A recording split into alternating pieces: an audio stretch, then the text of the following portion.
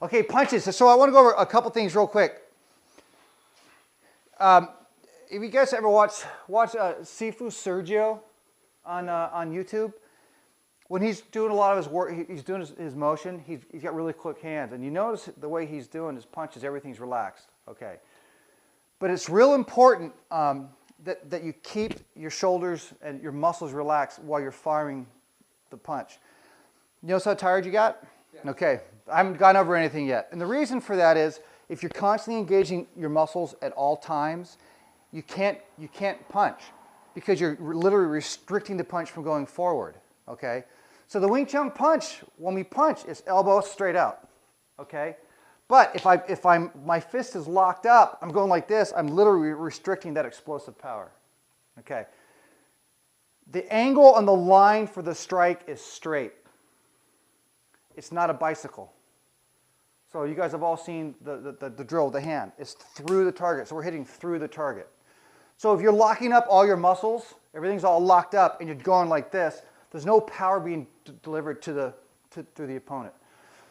One way to kind of get a feel for it, okay, is it's that balance between being relaxed and too relaxed. And so, you know, the spaghetti arm, you're just kind of doing this. There's no power behind it.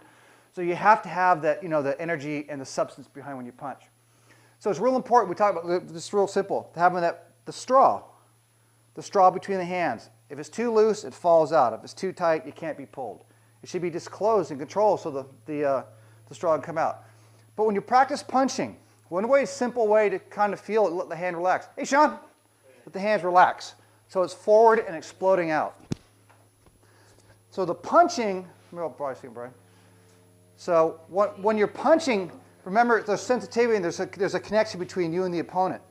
Is you want that relaxation, and that's why I really like that video from Sifu Derek from the UK, is even though they're give and take, but when they're going to strike, everything's exploding through the person, but relaxed, okay? So the way to practice that is just simple. Make sure the hands are relaxed. If you need to, just kind of get a little shake going. Hand forward. Shake, hand forward. And you want to feel you're driving the fist. Start a little relaxed. However, make sure you can control it. So if you're feeling tense and stiff, let the hands relax.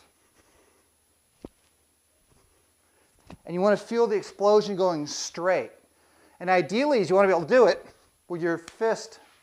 Probably one more second. I'm going to use your shoulder.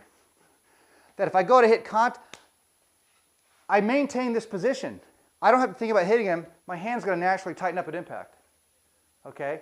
So I don't have to consciously go tense.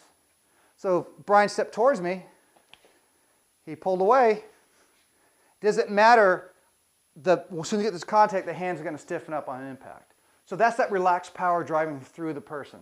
Okay? But to get there, you have to have the relaxed hands and a relaxed structure.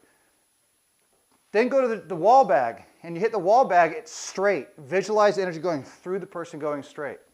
But if your hand's too stiff on a wall bag, you're going to hit it, your wrist is going to do one of these, you're going to break your wrist. So it's that balance, relaxation, hitting, but not tense, but not dead fish. Okay? So let's just try it again. Let's go around, let's go a little bit slower, and kind of this should be the count, one of these. So it's 1, 2, okay? The most important thing, if you think about in terms of if a combat, if I'm here, it's letting the hands explode, okay? But once I get here, now I have to sense, because if Brian counters, I have to constantly feel where his energy is going, right? So at any given time, you're going through the person, you're hitting through the target. But if I'm too stiff and tense of hit and Brian blocks it, my whole body goes. What I want is, if I go through the target and he blocks, my hands are still going through the target. So when we do the punching drill, you guys with the wall bag, it's really important when you punch is you're punching and leaving your hand on the bag. The reason for that is you're reinforcing that constant penetrating energy, okay? In a fight, you're not going to go move, right? You're constantly hitting. But what you're doing is I'm constantly hitting through my target. He's blocking. I'm constantly perseverating on that center line. So no matter what he's doing, I'm constantly going right through the person. So you think about this. My energy is going this way, fucking hard, but I'm sensing and letting hit, I'm flowing with his energy, okay? But under control. Why we sink our horse. If I'm off balance and hit and he blocks, or if you pull it backwards, my whole body's gone. But if I'm sinking and he pulls, it's easier for me to adjust with my body to maintain my center of balance. Okay? So this drill, so all you're going to do is what we were doing, that practice with the nice loose hands, but exploding through the target. And watch, and Brian, let me bring it back and you can punch again. Yeah. And feel the whole hips and everything explode through. Exactly. Good. So you notice this is a one punch. But when you guys do the fast punches, bicycle, when you do it slow. So this is just a reinforcement of make sure you're punching through the target. And I'm going to have you guys do is you're going to have 2. And the other guys have been working on something else here. You're going to have 2. And basically what you're going to do is like a boxer, right? So, right back over here.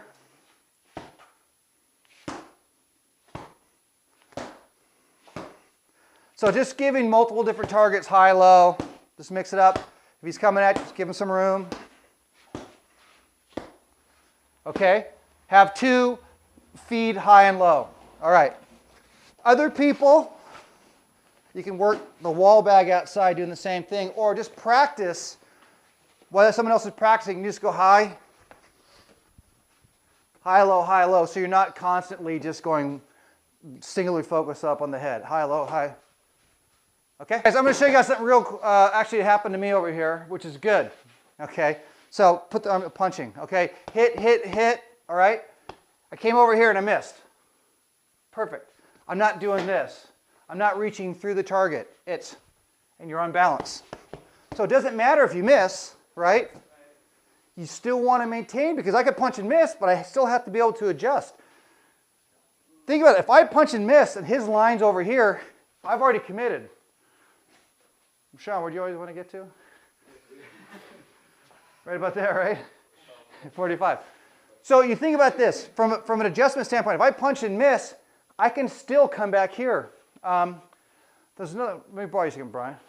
There's another school that, well, they move their body. So the punch will come in and they'll go, okay? It's okay in theory. The problem with that is if Brian punches, all he has to do is punch with the other hand. Turn and punch. Still straight, like straight line punch. Straight line. So here. I'm going to come punch you, you step to the side. I mean, literally, I'm coming here. It doesn't matter. If he takes a step that way, I'm still on line to hit. Okay? So, well, that goes in movement further down the line. Back to this drill. The idea is when you're punching it, the person holding the bag, the hand, well, I'm punching to this every now and I'm punching, just move it out of the way so I can't hit it. Oh, so they hold it up and drop it. So you keep staying on the target without overcommitting your body. Okay? Do that for a couple minutes and we're going to go on to something else. What you want to avoid doing is these sorts of things for the advanced level. Because in a fight, if you go like this and go, let's see, his line's over here, angle, boom, you're on your ass. Okay?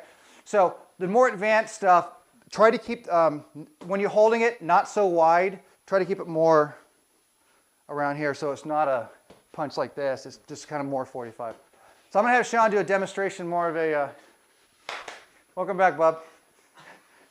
Just go for like 10 seconds. So in a fight, when you're throwing punches, you got to go through the person, right? So for the more advanced side of this, this is what you should be doing.